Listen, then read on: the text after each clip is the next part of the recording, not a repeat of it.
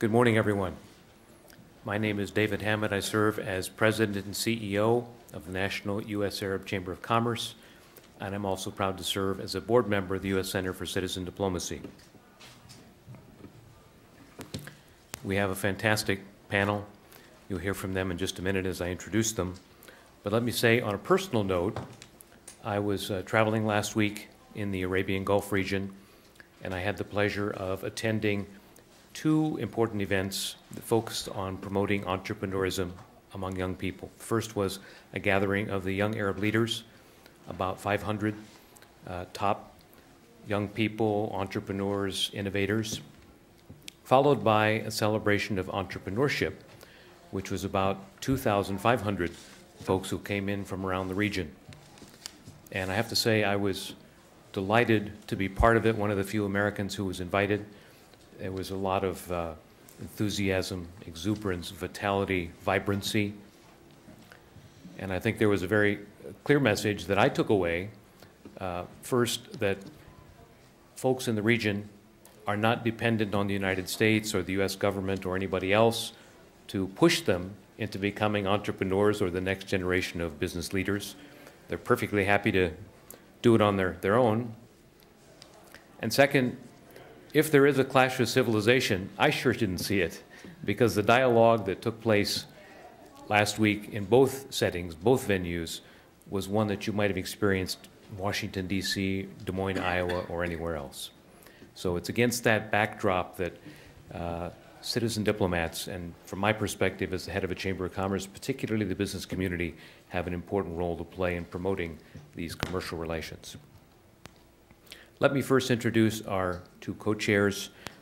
Steve Grand is a director of the Brookings Project on U.S. relations with the Islamic world. He was previously director of the Middle East Strategy Group at the Aspen Institute, and he also served as a scholar in residence at American University and an adjunct professor at Syracuse University's Maxwell School of Citizenship and Public Affairs.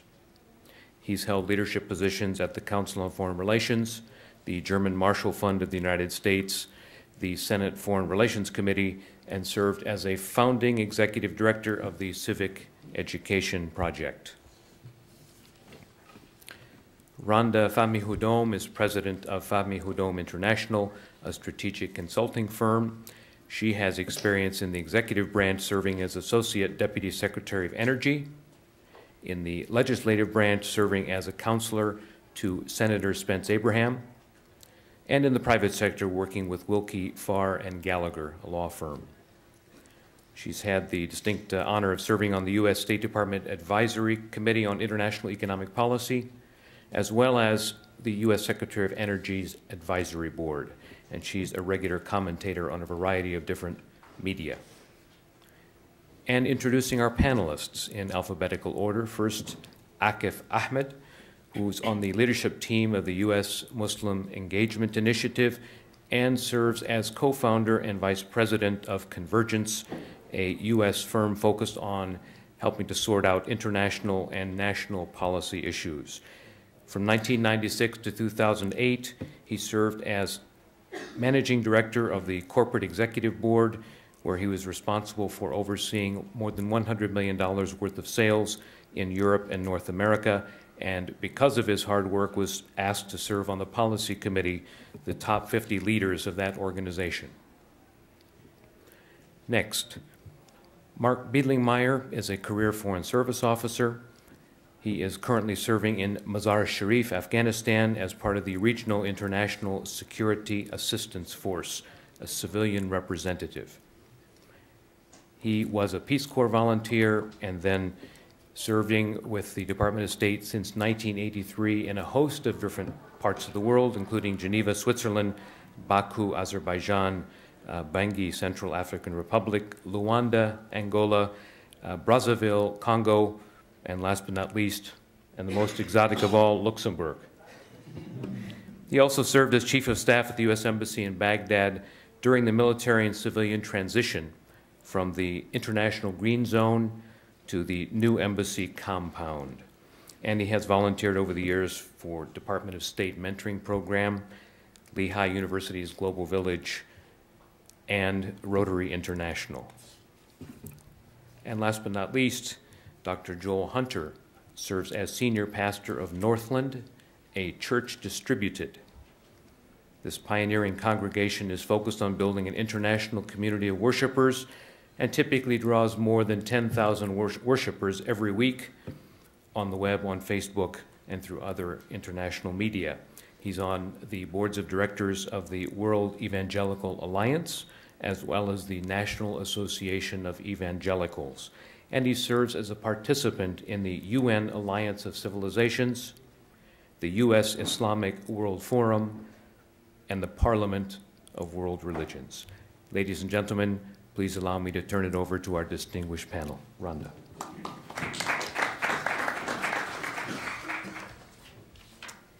Thank you, David. I'd like to thank the panel, the audience for being here today, and we are really going to try to keep to our time frame so that there's enough time for questions afterwards. We ran out of time during our last panel because we had so much to say. I'm looking at some of the other panels, and I see 10 speakers on their panel. I don't know how they're doing it in an hour and 15 minutes. But for those of you who are celebrating Eid Mubarak. And we'd like to talk a little bit today, and I'm going to start with process, and Steve's going to talk a little bit about the substance of how we produce this roundtable report. We did have limited a number of printed copies, but you do have a copy of the report both on your CD, and it is online for you to be able to get that and then forward it on to interested parties. As many of you know, the history of the summit that we're gathered here today actually starts in the 1950s with President Eisenhower. Many of you have heard lots of our speakers refer to that. It was a critical summit in the 1950s hosted by President Eisenhower in which he brought together many of the private sector to focus on citizen diplomacy efforts. And at that time, it was right after World War II, the U.S. image was damaged in particular regions of the world, and the focus at that time was really on bettering our relations with Japan and Europe. Although we may be biased here because we worked on this report, we truly believe that the Muslim world today is the most critical world problem with respect to citizen diplomacy. And I think you've seen that throughout the conference. You have people talking about Afghanistan and Iraq, Muslim majority countries. You have one of our awardees last night, Sahar, who was awarded for her interfaith dialogue that focused on what? Interfaith dialogue in primarily Muslim countries. So I don't think there's any disagreement that it is an extraordinarily critical area of the world. Like all of you, I think we all come to the issue of citizen diplomacy from a personal perspective. My personal journey starts as a child. I was born here in the United States. My parents originally hailed from the Middle East. As a child, I was taken overseas many, many summers. I was explaining to the last group, I never really knew I was any different from my friends. I grew up in Pennsylvania until we all got back from summer break one year and everyone said, oh, we went to the Jersey Shore and Disney World for summer break. And I kind of looked at them quizzically and said, I was in Beirut, Cairo, and Tehran. And at that point, I realized something was different. That being said, when I used to travel in those years, and that was in the 60s and 70s, my cousins would beg me to speak English to them because in those years, America was highly valued. English language skills, and they still are today, highly valued. The value of an American education, highly valued. And they loved everything American, culture, language. Unfortunately, I've watched that degrade over the years, and in fact, watched it slowly deteriorate even before 9/11. 9/11, of course, was the watershed moment in our diplomatic problems with that region of the world. But I also witnessed from both being inside the Bush administration and then leaving shortly thereafter that the public diplomacy programs the U.S. government were instituting were not working. And when I was approached to join the efforts of the U.S. Center on Citizen Diplomacy, I eagerly accepted not only participation in the center, but I agreed to serve on the board of directors, and now I'm on the executive committee, because I truly believe it is citizen diplomacy efforts that are going to help heal our problems with this region of the world. I was asked then to take on this project and focusing on citizen diplomacy in the Muslim world. I recruited Steve Grand, my partner in crime, because he and I met in Belfast, Ireland, another formerly troubled region of the world, and we were on a panel together on this very topic. And so I asked Steve to join me, and he graciously did as co-chair of this group. We went out in starting February of 2010 and recruited what we think are 23 of the most top experts in this area, 2 of who have joined us today, Aakif and Dr. Joel Hunter. We spent the better part of 5 months meeting, talking, discussing, originally deciding what was citizen diplomacy, how does one define that and separate that from public diplomacy, which many people are very, very familiar with. We then talked about the current state of citizen diplomacy, trying to identify best practices when engaging groups in the Muslim world and exploring new possibilities presented by technology. And then at the end, we were formulating recommendations, something that both the private sector could adopt, but also the U.S. government's involvement. We were fortunate enough at the end of those 5 months to become aware that Mark was going to be in town from Afghanistan, and we wholeheartedly invited him not only to review our report from a U.S. government perspective, but also to sit on our panel today to comment on our recommendations and findings. Never in our wildest dreams would we have ever imagined that immediately after we completed our report, the Park 51 issue in New York exploded, and it not only became an American sensational story, but became a worldwide diplomatic crisis. That, coupled with the pastor in Florida who decided to celebrate 9/11 by burning a Quran, and thank goodness he decided not to do that, to us highlighted the importance of our work even more. As you will see, our report concludes with recommendations, which Steve is going to outline, and in some areas we focus on what the private sector can do and what the government can do, and Steve's going to talk a little bit about the substance of those recommendations and how we got to them.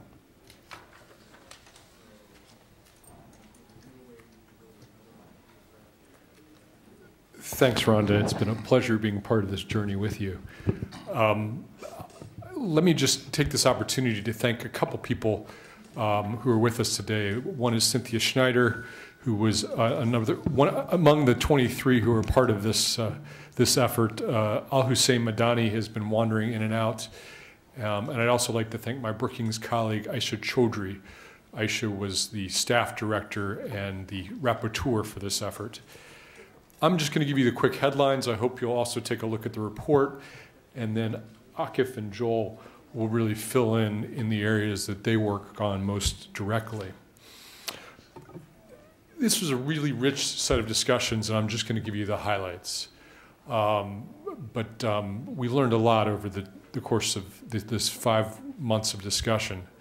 We focused first on the nature of the problem, and it was the overwhelming consensus of those involved that really the defining challenge of our era is getting our relations with Muslim majority societies on sounder footing. And we looked at this as a multi-layered problem, but really thought that one key piece of that problem was that we just don't know enough about each other, that Americans don't know enough about Muslims living in other parts of the world, and citizens of Muslim majority societies, predominantly Muslim societies, don't know enough about the United States. And citizen diplomacy, we thought, is a very valuable tool for addressing that problem. We thought, in terms of what is needed, is the kind of ambitious undertaking of similar scale and scope to that was undertaken in the Eisenhower years, in the post-war period, by leaders in the United States and leaders in Europe and Japan to make sure that the next generation on either side really knew and understood one another. We think that an effort needs to be undertaken that galvanizes the energy not only of governments, but also of private corporations, of philanthropic institutions, of nonprofit organizations, and of ordinary citizens to build bridges of understanding between the United States and predominantly Muslim societies. And we think that there are a lot of valuable lessons that can be drawn upon from the earlier post-war effort, but that the playbook needs to be updated for today and the challenges of today, which I'll get to. We talked a bit about what should be the aim of this effort, and we came up with the notion that really what this effort of citizen diplomacy should be about should be about building foundational relationships between particularly up-and-coming leaders on either side.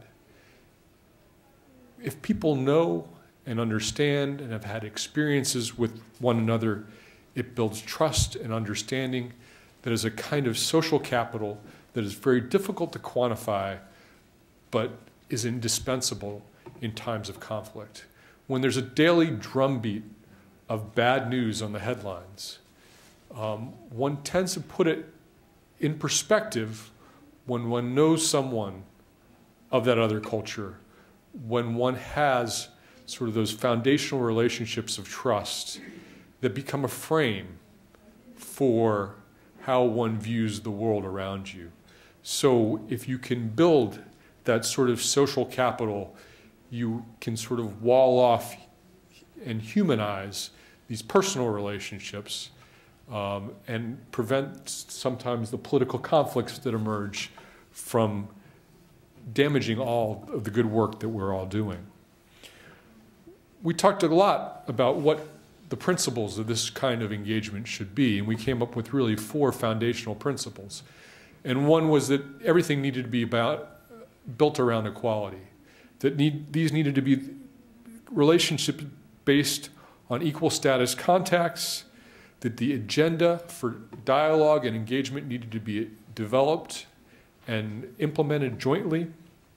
Second, that the real focus of efforts needed to be on the depth of the experiences that people had, that there's quite a difference between us encountering each other across a conference room versus us spending time together, getting to know each other, traveling together, and building those relationships, those foundational relationships of trust.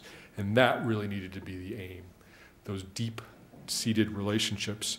Third, that a critical metric of success was not only the quality of those kinds of relationships, but also the quantity, reaching as many sort of influential people as possible through these kinds of citizen diplomacy programs.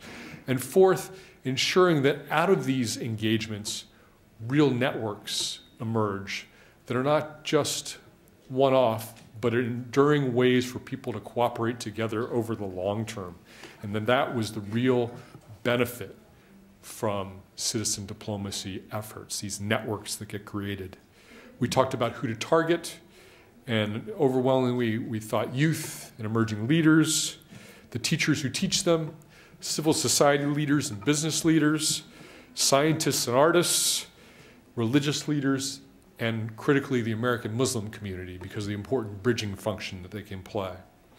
And we recognize that the methods and the programs that one developed depended upon which audience one was trying to target. We talked also about the changes that had taken place that sort of provided the backdrop on which these public diplomacy programs needed to be created, the changes that had taken place since Eisenhower's time. And one was globalization, and that creating citizen diplomacy programs needed to start with the realization that we already have multiple points of contact with one another. They may be superficial, but those should be the basis for forging more deep and meaningful interactions over time, to build upon already existing market forces, trade flows, travel patterns, media penetration, and social networks to create enduring relationships of trust. Another thing that was new was technology. New communications technology enables citizens to engage in new ways. The internet provides a means for people who may not have the time, the money, or feel secure enough to engage in a physical encounter, to have those encounters online, to meet people online, to develop narratives about stories about their particular culture that explains their culture to others, through Web 2.0, to also engage in discussions online about content and about stories that are developing, and to be present with another, present in parentheses, within a social network with someone from another culture, engaging on issues that you both care about. We thought those new virtual possibilities were important, but we also didn't think they substituted for the rich experiences that one has with a physical exchange. One can't online, unfortunately, sort of recreate the beauty of the Giza pyramids in the morning as the sun comes up, or the joy of smoking shisha and talking politics with someone in an Egyptian cafe. But we thought that the real strength of these kinds of new virtual technologies was as a complement to physical exchanges, as a way of providing an appetizer in introducing people to the joys of physical exchange, and then at the back end of physical exchanges, providing a way for people to be engaged over the long term and create these enduring networks. And we finally talked a good bit about the role of the government and the proper role of the government in these kinds of endeavors, and also the role of the private sector. And we felt that there were many citizen diplomacy efforts that were already underway by the US government that were quite appropriate and deserved to continue with regard to Muslim majority societies, but needed to be ramped up. The Peace Corps, the International Visitors Program, the Fulbright Program, all we thought had great value, all we thought needed to be updated to the realities of the 21st century and to the realities of engaging with predominantly Muslim societies, but all had great value. At the same time, we thought there was room for new programs and new creativity to design a next generation of programs tailored to the needs of this particular challenge. And we finished with a call for the private sector to be engaged, that this should not just be about a few well-intentioned government officials trying to address this vast, vast problem, but it really, to be successful, required the engagement of all of American society. And we really wanted to see the president calling upon Americans to serve, to be engaged in whatever way they felt most appropriate in reaching out to citizens of predominantly Muslim societies. And we, as part of the report, called for the US government to commit to $1 billion over the next 10 years to ensure more robust citizen diplomacy programs with predominantly Muslim societies, recognizing that at the same time that fiscal times are tight. But when you compare that kind of expenditure to what we expend in our wars in Afghanistan and Iraq and in our counterterrorism efforts, it's but a pittance. And at the same time, we called on the private sector to match that amount and match that same kind of engagement that the US government has tried to generate. And so let me leave it at that, and thank you.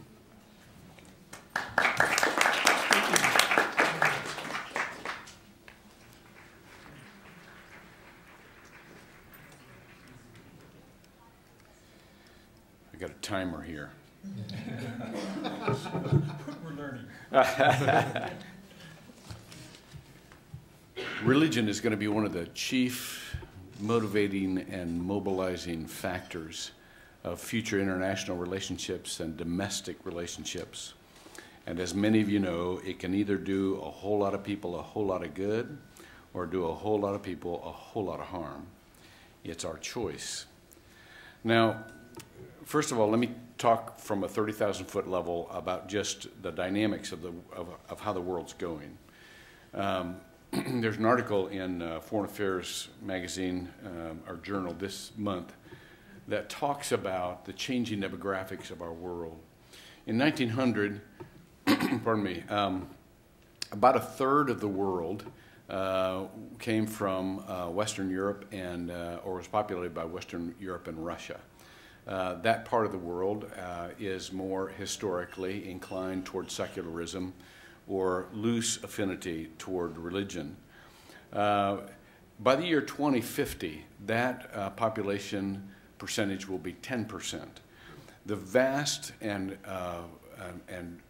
very fast growing population of the world is what's called the southern part of the world. And the main population is the Muslim, and the main influence is the Muslim religion and the evangelical or Pentecostal form of Christianity. both groups very loyal to their faith communities, both of them filtering the worldview through their scriptures and their understanding of the faith. And so therefore, if we're going to have diplomacy, if we're going to have peace, a major factor is how do we relate to one another? To me, there are three key ingredients.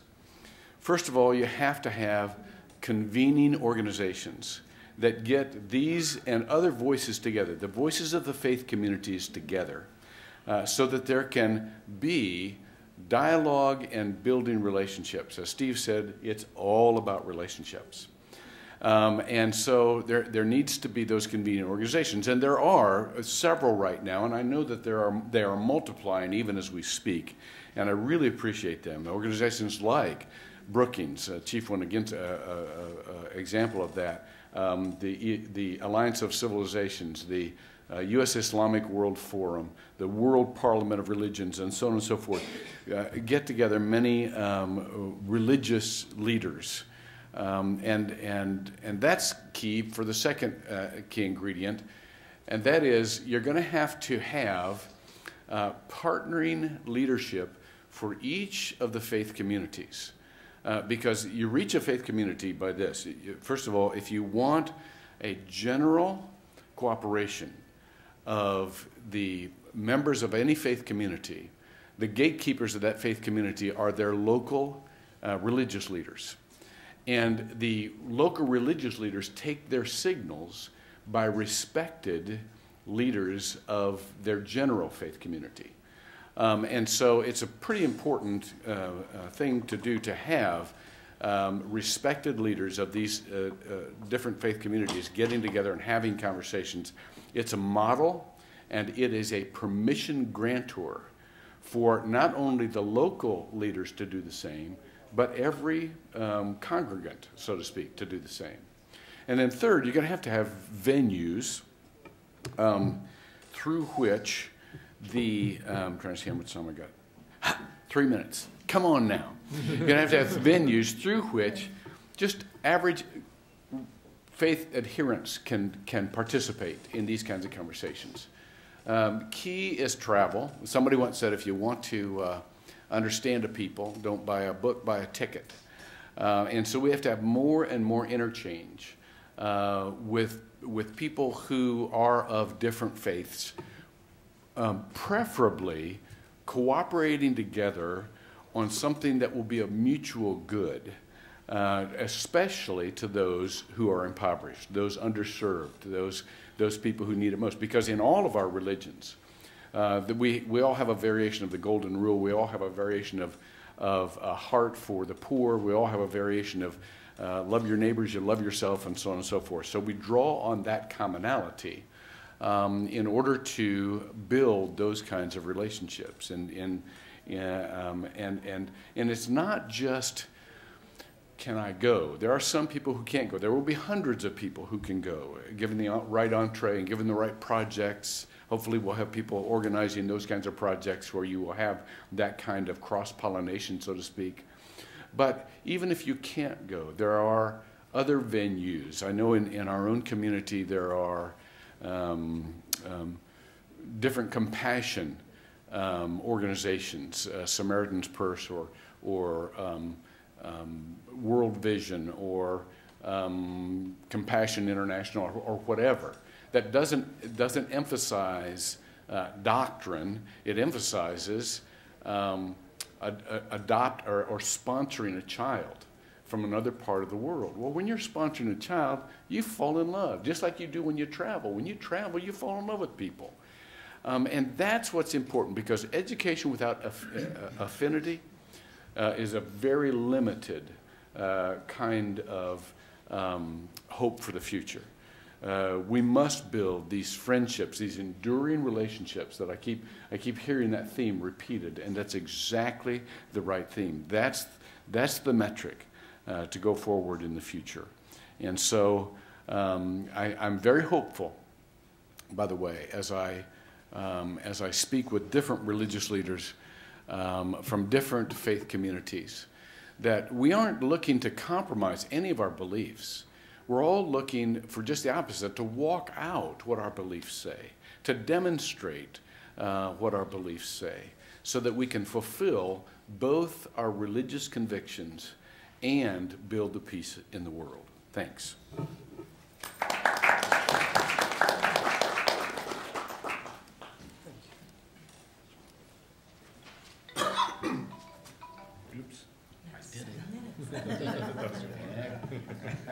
I just want the phone that works down here. That's really good. So I'm 3 weeks into my marriage. Oh my goodness, And- congratulations. What are you doing And here? as I was born in Chicago and my wife's from North Carolina, my background is Pakistani and she's from India. So I'd like to say we contributed to our Oh my version of citizen diplomacy just a few weeks That's ago. right. Awesome. Awesome. So let me paint a broad brush and then tell two stories and give a few examples on three areas three sectors that we thought, with very strong recommendations in the report, have to get on the field for citizen diplomacy.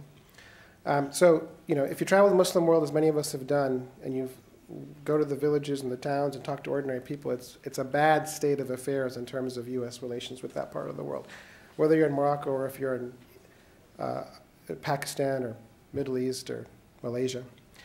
And the truth is that just in war, if you have to overwhelm the enemy, in peace you've got to overwhelm the friend. And the way we have to do that in this context is to get more folks on the field doing this work. And that's why citizen diplomacy makes a big difference here.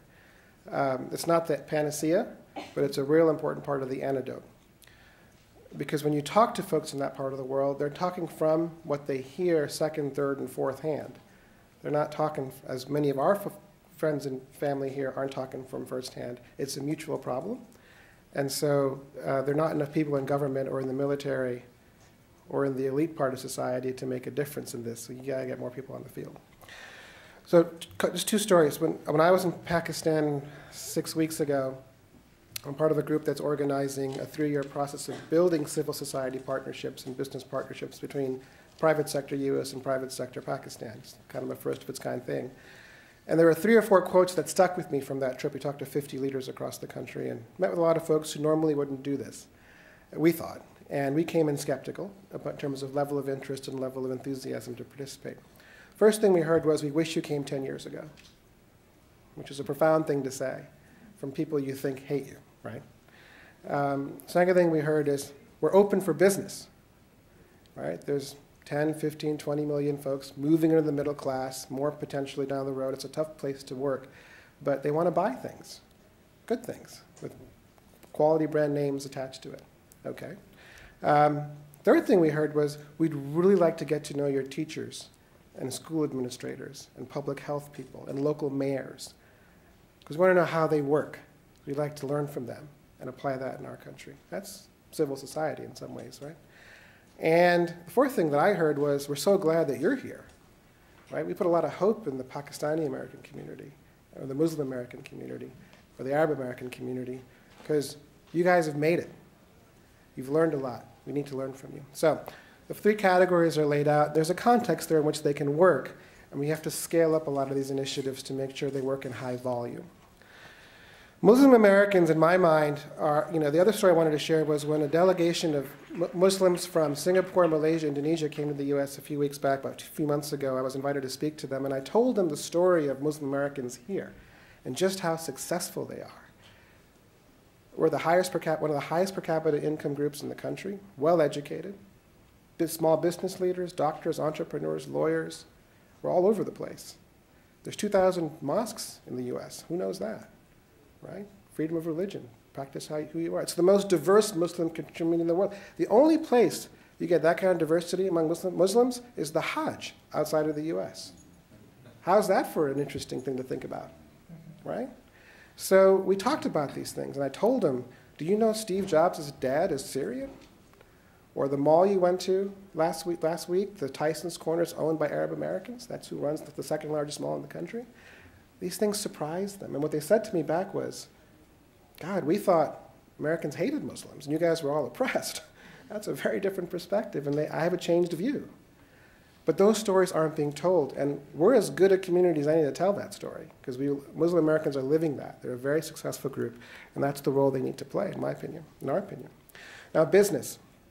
So, you know, there's a statistic that no one has captured yet, which is how many American companies employ Muslims around the world. If you go to Pakistan, Coca-Cola and Pepsi have been there since the 50s and 60s. They jointly own 60% market share of the soda market in the country. McDonald's has been there for a long time. A lot of other firms in the food sector have been there for quite some time. Coca-Cola employs 8,000 people through its distributor and bottling network in Pakistan. Who knows that fact, right? This is a quintessential American brand, quintessential American company. They are building capacity in management training, leadership, skills, and hiring people in Pakistan. This is true across the Arab world as well. So business is already engaged. They don't think of it as diplomacy necessarily, but they're very much a part of the fabric, and they can play a greater role, either as an adjunct, as part of their supplementary work, or as part of their client and consumer relationship work. Let me give you 4 examples. IBM has a thing called Corporate Services Corps. It's like the Peace Corps model for IBM. They work in 100 countries, 47 countries, hundreds of staff people get a chance to work in service and in entrepreneurship and with local people in their countries, which is a great value proposition for the employee as a distinguishing attribute of working at IBM. It builds capacity locally in the region. It builds relationships and advances the IBM brand. And it really works for them. And the USAID is looking at that as a model to deploy across other corporations in the US, working particularly in this part of the world. Microsoft has an entire function called community and citizenship. It's in 100 countries. There are directors all over the regions, one based in Turkey who runs Middle East and Asia. And what they do is take their technology expertise and their money, and they invest in building infrastructure, business capacity, and social capacity in the regions where they work. And it reports all the way up to the senior management team of Microsoft. They have an annual report called Microsoft Citizenship, which they track and measure their progress in these efforts. And in Pakistan, for example, Microsoft is working with the state of Punjab, with NGOs, to build a technology platform to support flood relief. Well, that has enduring value because they're going to use that for a long time. McKinsey in a Gulf country is working with one of the government to build a consumer protection agency for that country. That's very significant. That has great ramifications for a lot of people over a long period of time. That should be known. And there are lots of these stories out there. We have to bring them together. We have to understand that part of brand building is going to be led by business anyways, and it's going to have an impact in their societies anyways. And if we can magnify that, as opposed to magnify Quran burning in Florida, it'll make a difference in how people think about America, because there's shared values and shared interests attached to that relationship. And it's long-term, it's not short-term. Civil society. You know, in countries where your governments aren't really respected, they're not working that well, and the military is pretty far off and distant and not usually your friend, and your elites and your local folks are really far apart in a divide, you have a lot of white space for other people to jump in. We think the folks that jump in are the extremists. Actually, one of the other communities that jumps in quite vibrantly is civil society. They really are strong in a lot of Muslim countries around the world. They deliver services. They are the place where a lot of folks in the middle class get their leadership training. They go in and do the work. They build these organizations under extremely difficult circumstances. And they're very credible. So for our NGOs and our civil society to have opportunities to collaborate on issues that we both care about, education, health, poverty reduction, homelessness, women's health, children's issues. You bring together 2 communities who have a lot in common. You exchange ideas, you do exchanges and shared learning. And then when the people go back and they talk about it, it's heard. These are the people who people listen to in vast parts of these communities. So there's a role to play. And it should be considered as a role, we think, we recommend. And it can have great impact. It's not the panacea, but it is a multiplier effect where government is, where these countries, we have great respect for our elite, they're successful business people and others, for our military, and for our government, except for the Tea Party. It's great. the counterpart organizations in Muslim majority countries, there's not a lot of respect anywhere for those groups. So when they see that our folks primarily meet with those folks, then what they think is that we're the bad guy too. And that's not who we are. So you've got to get other people on the field to really show where the shared values are, where the shared interests are, where the long-term collaboration opportunities can lie. And as you build more legs to the stool, the table gets stronger. So when momentary crises like the Quran burning or Part 51 come up, it's not the major part of what people think and see. It's because we know them more and they know us better, and we're doing things together. So let me close with that and move it on to Mark.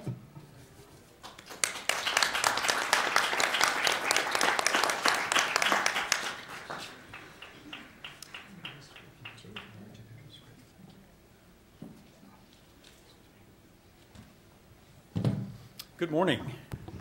As a diplomat, I'm sent to school every so often to learn new languages, and I was painfully reminded of yet another one in our last session, my Latin from my youth, mea culpa. That means that I was guilty, and I was the one that took us, I think, a little bit over time and did not allow for questions. So I will try to rein myself in this time. Absolute pleasure to be here. However, I feel a little bit like the party crasher that sort of comes in for the weekend and gets to stay for a nice conference and what have you. So my appreciation both to Ron and to Steve to let me come and perhaps maybe turn the prism around a little bit and give you some highlights and comments from the field. And what I want to do is I'm going to give the Reader's Digest version of my last presentation.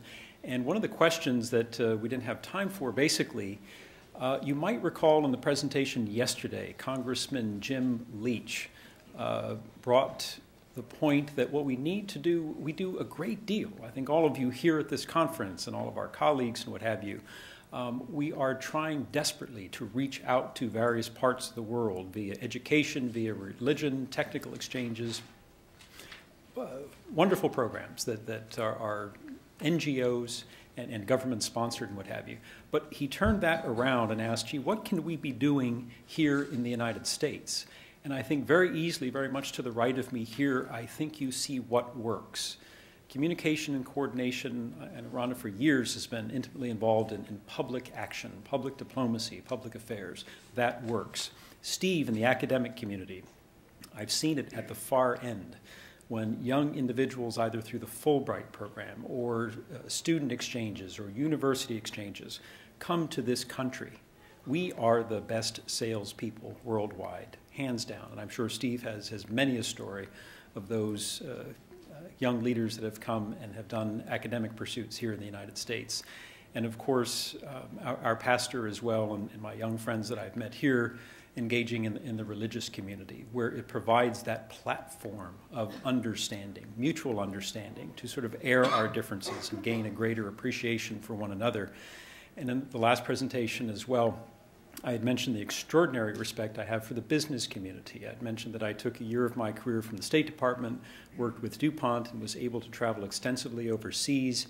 And I see that they, in a certain respect, have almost an edge over the diplomatic community, because they engage in a country, and what do? They create employment, and they create opportunity, and they create their own type of exchange with sending, say, young DuPont engineers to the United States for training or for conferences and what have you. So it's everything that we have been talking about for the past couple of days. So it's sort of a melding of these efforts.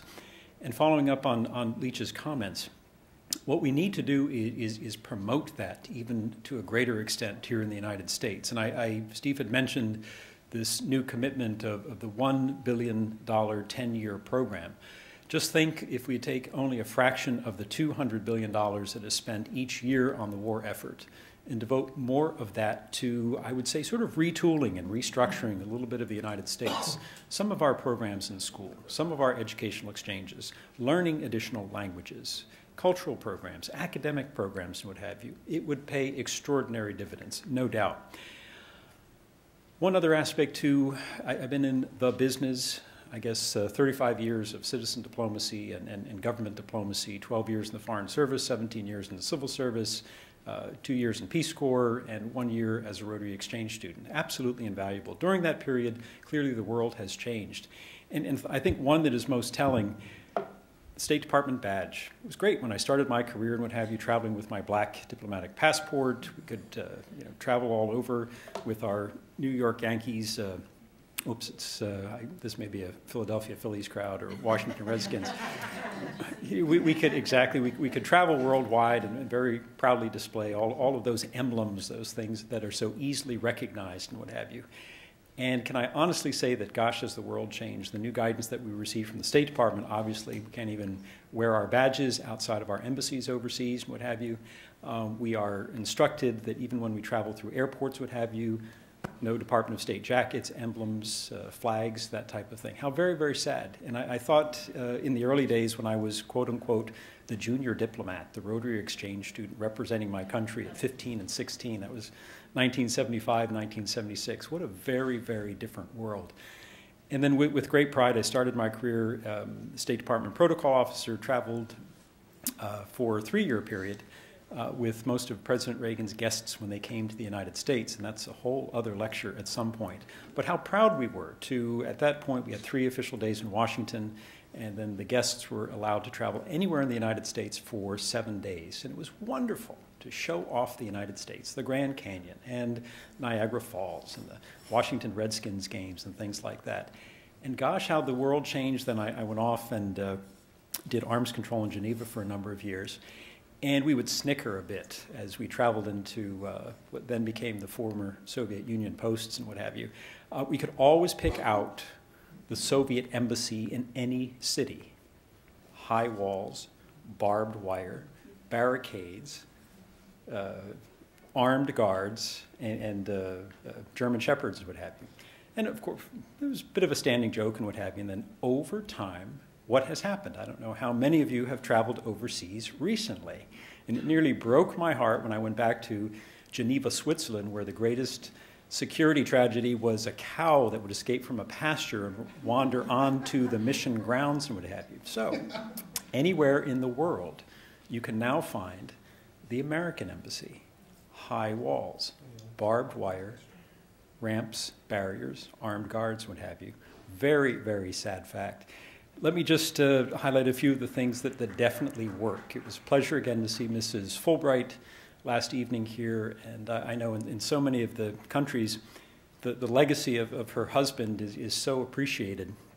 And it's wonderful what there is no replacement for education. It's extremely important, and I would get such a thrill, at least in my African countries, opening up Lincoln Learning Centers, internet cafes, English language opportunities, and I would always debate with my young students, and they were telling me, I remember so well in Brazzaville, that Mr. Mark, your country will never elect a black president of the United States. You are a prejudiced people. And I would engage them in debate, and we would discuss the civil rights opportunities and what have you. So they were painfully aware of all of these things. And I'll never forget the day I came out of the gym in Baghdad, walked through the auditorium as Wolf Blitzer was announcing that 7:02 a.m. it was there, that Barack Obama had been elected president of the United States. And I went back and opened up my email, and I thought something was wrong. I thought there were errant planes over a radar screen. I had 352 emails from all these young Africans. Mr. Mark, God bless America. You were right, absolutely. You have overcome your prejudices, and one of our brothers is now your president. So that's the good side, how we advertise ourselves so well. The downside, I think mentioned here, has been the Park 51 incident and also the Quran burning, potential Quran burning in Florida. Gee, do you think the eyes of the world are on America for those incidents as well? And living proof, damn sure. We were scripting probably for weeks in advance, contingency plans as far as how we would handle those type of events. And unfortunately, our new consulate in Mazar is going to be about 2 blocks from the Blue Mosque, which is, I think, the second holiest site in Islam. And for the 2 weeks preceding, they had crowds of roughly 1,500 to 2,000 of just those same people we were trying to reach, the 18 to the 35-year-olds. And we were all confined to our German military base about 15 miles outside of town because, unfortunately, it wasn't God bless America and thank you America and the Fulbrights and the humanitarian aid and assistance, what have you. It was death to America, death to NATO, and infidels go home. So I think let's get back to Jim Leach's point as far as we really do need to spend a great deal of time and attention sort of retooling here in the United States as well, because what it would do is make my life a little bit easier overseas in Afghanistan. But with that, I will turn it back, and I think this time we may have a chance for questions. Thank you.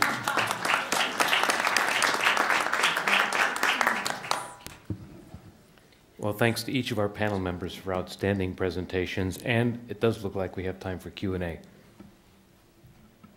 morning, everyone, and thank you so much for the opportunity to introduce some perspective. I'm Abby with Atlas Corps. Definitely agree with what you're saying.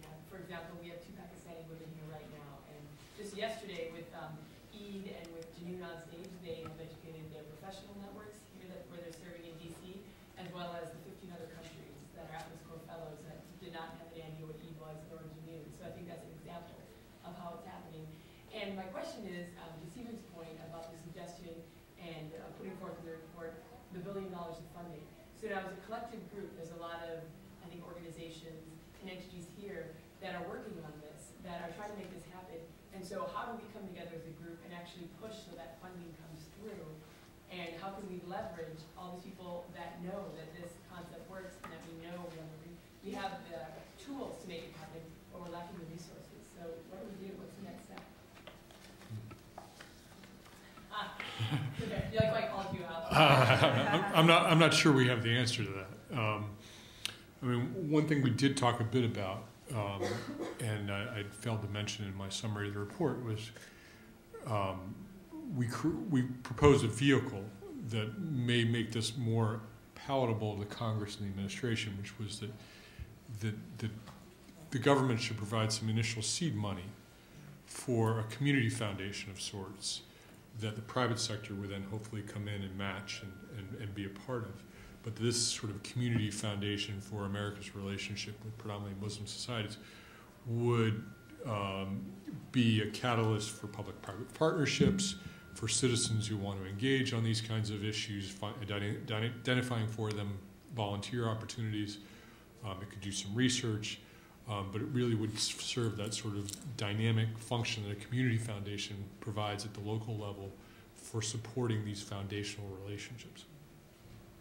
And just to follow up, the way that we would have to go about doing that, and I realize exactly what you're saying by all the groups that came up to us after our first presentation and said, we're doing exactly this work. How do we get this under one umbrella? It's pure and simple. We're going to have to find a champion in the House and a champion in the Senate. And it's pure and simple. I've been in this town 25 years. It's lobbying.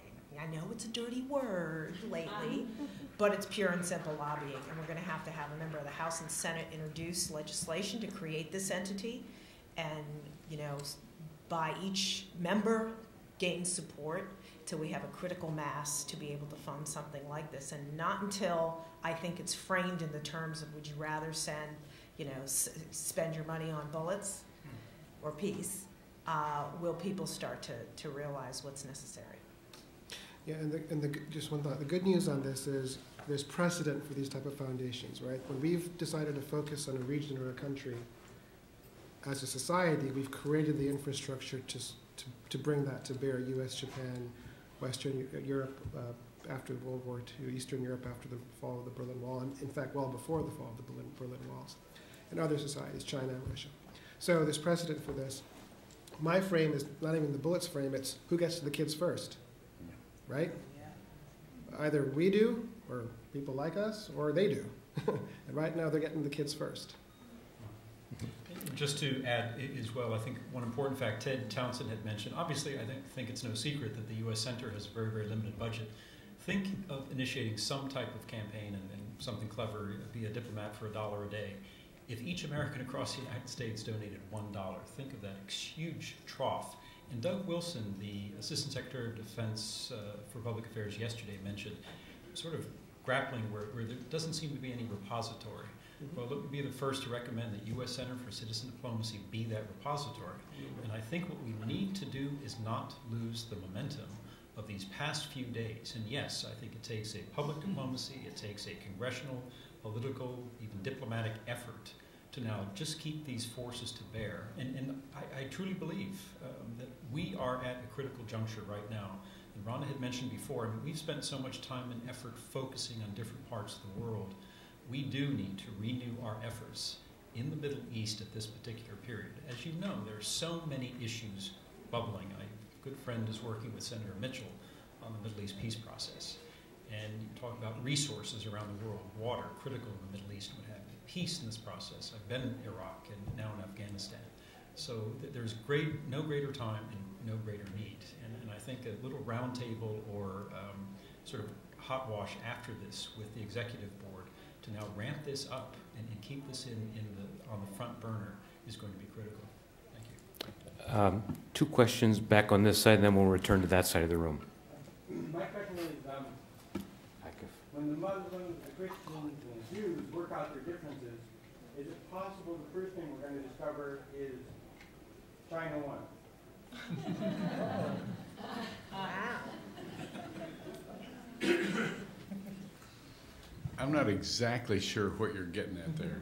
I'm talking about who's winning the global economy right now, who's quietly sitting back there not fighting with the Muslims, not fighting so much with the Christians, doing bad things to the Tibetans. Yes, we've got a problem. I'm just saying, while we all here deliberate on our cultural wars and largely based in the Western world or Western religion, China's doing what it's been doing since 1948. And Yeah. they're looking pretty good in the economy. I'm wondering, what do you think they're going to do in the culture wars? Those They're are, not fighting them. yeah, those are concurrent conversations. Those are two different conversations. A couple of months ago, I was in China talking not only with the head of the State Administration for Religious Affairs, Peter knows all this stuff, but talking with somebody from the United Front, their boss. State Administration, Sarah, is in control, literally, of all of the religious, official religious activity, and talked with their boss in the United Front, the Communist Party, and they are not having the kind of conversation. I mean, there's a lot of religious activity going on, but they're not spending the kind of effort on peacemaking, obviously, and cross-cultural peacemaking that we are in the rest of the world. And so I think there is a very legitimate conversation about, okay, who's paying attention to the economy? I don't think it's a zero-sum game. I don't think if you pay attention to reconciling interreligious cooperation and ministering to the poor, that necessarily takes away from our focus on the economy. I think that those are two different conversations, both of them very important.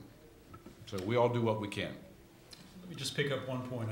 We cannot underestimate the impact of the religious community. I think that's called a dual-track approach. I mentioned in the last iteration of this presentation, yes, China is certainly something that needs to be very, very much front and center on our radar screens. And I'll just give you, I like my day job, so I better not say too much, but while I was in Africa, yes, the Chinese were coming in an extraordinary way, building railroads, ports, transportation, with a huge amount of Chinese labor, some of that perhaps prison labor that was brought into the country. And let's say they work under a different set of ground rules in their bilateral and sometimes personal approaches with senior government officials in that part of the world. Just out of curiosity, are you aware of who won some of the major oil contracts in Iraq? China. Was China part of the alliance that was helping to liberate or fight in Iraq? Not necessarily. So you're exactly right. They've had an extraordinary influence in that part of the world. Here I sit in northern Afghanistan, bordering with Uzbekistan, Tajikistan, what have you, who's very interested now in building rail links in that northern part to try to sort of reconstruct what it would be the modern-day Silk Road. China, yet again. So I think it's a parallel discussion, what have you, but something that we need to pay very serious attention to. And it was widely reported in the press last week following the president's trip. Let's just say he didn't necessarily receive the warmest of greetings as he tried to emphasize or exercise his both public and personal diplomacy.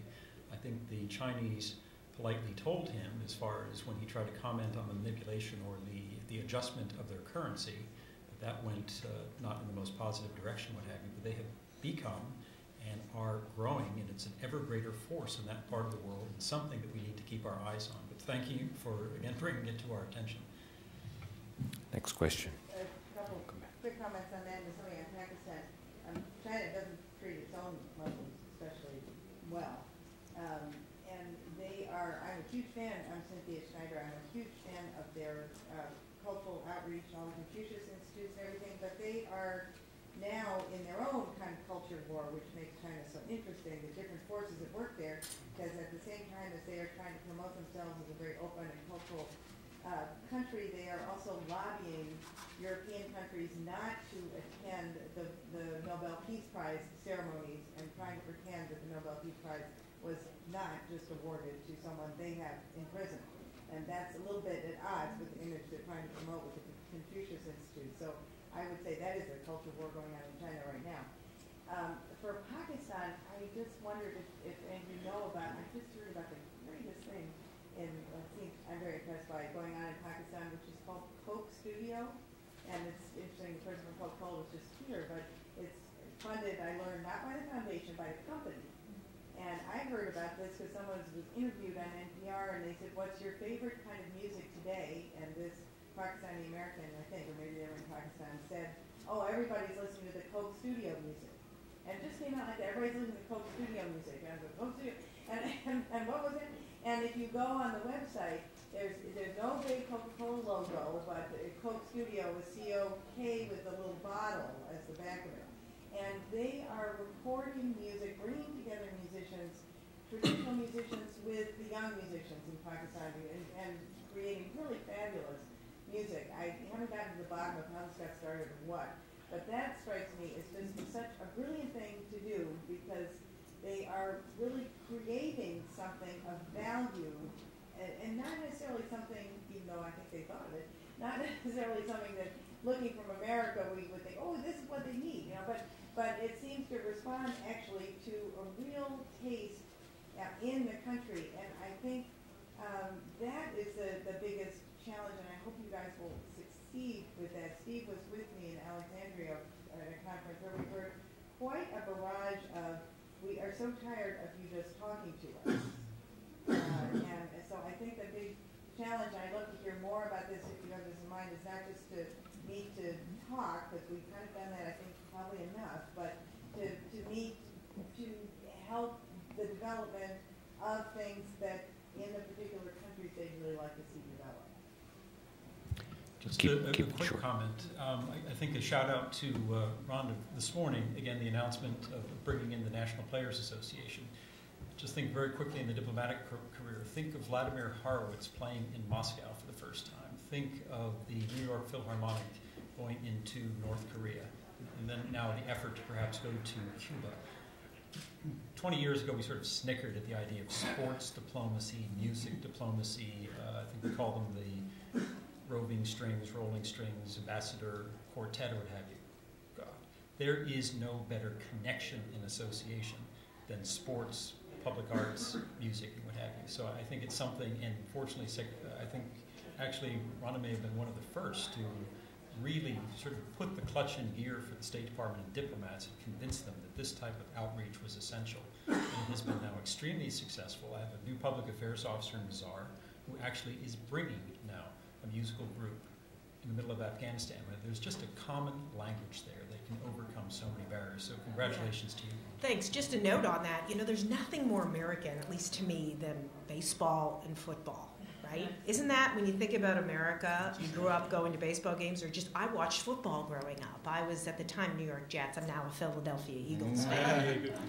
But, you know, the thought was, baseball is international, basketball is international, but football internationally means what? Soccer. It's the game of soccer, which has only recently come to the U.S. And so to take something so uniquely American and crazy, a bunch of big guys chasing after a football in a field and physically tackling each other. I mean, how crazy is that? But American life on Saturdays and Sundays is centered around football, whether it's high school football on a Friday night, or it's college football on a Saturday, or it's professional football, NFL. And so we're so thrilled to have that partnership here at the U.S. Center for Citizen Diplomacy and be helping launch that program with the National Football League Players Association. And the players very much want to serve as citizen diplomats and having a great interest in the Muslim world. The first question I asked the NFL Players Association was, how many of those players are Muslim themselves? How cool would that be to send an American Muslim who's a professional football player to a Muslim country, purely and simply to talk about this crazy game called football and teach them how to play and see what comes of it. We're down to our last 3 questions, and in the interest of time, I'd ask you to keep it short and keep the responses short. White shirt. My name is Paul Stevens, Attorney International, and the U.S. Center for Citizen Diplomacy has an interesting program where they recognize citizen diplomats, and they have, on the website and those. And it occurs to me that possibly have a thing where people could sponsor their work, right? So that you have, and this all can be done electronically, because this is how we sponsor children in Afghanistan. But you could have, that seems like a local possibility, that you have this entity, U.S. Center for Citizen Diplomacy, where it scales up a recognition program, and then people who like what they do and sponsor it. Thank you. That's a very, very excellent suggestion, because we are looking at ways now to fully fund the center. We really need a lot of support from both the private sector and the U.S. government. So I'd love to grab your card afterwards and chat a little bit about that. I don't know if Ted Townsend's in the room still? He just stepped out. He stepped out. Okay, maybe we can talk during lunch. So we have a sponsorship engine that can add organizations on an account, and they can do that now. Good. Next question is here.